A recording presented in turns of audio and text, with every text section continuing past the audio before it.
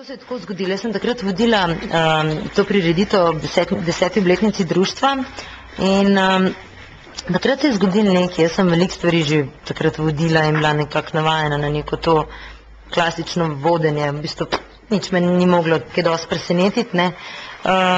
Tam se mi je pa nekaj zgodilo. V bistvu to, da sem zmrznila sem v tej naučenosti, ne vem, kako naj drugače rečem. Vse je bilo tako pristno in tako lepo in tako čisto, da me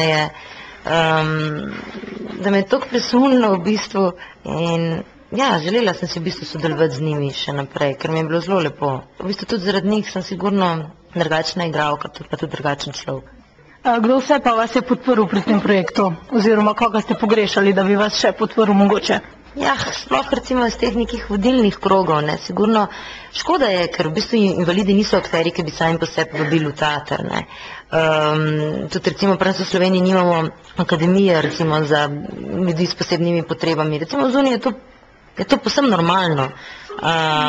Jih je veliko, pri nas pa tega ni in pri nas mi zdi, da se ta senzibilizacija javnosti mora šele zgoditi, ampak je pa fajn, če imaš ti nekoga, ki te pri tem spodbuja, oziroma nekoga, ki ti reče, pejdi to gledati, pejdi to, naredi to, usmeri se v to.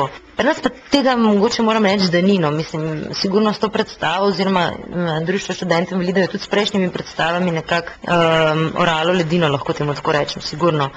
Upam, da se bo kaj premaknilo, upam. Tudi glih prej sem govorila z enimi gledalci, so rekli, da imajo specifično publiko. Ne, pa glih to ne sme biti specifična publika za tako predstavo. Mi tudi nismo šli delati te predstave za invalide, mi smo šli to delati za ljudi.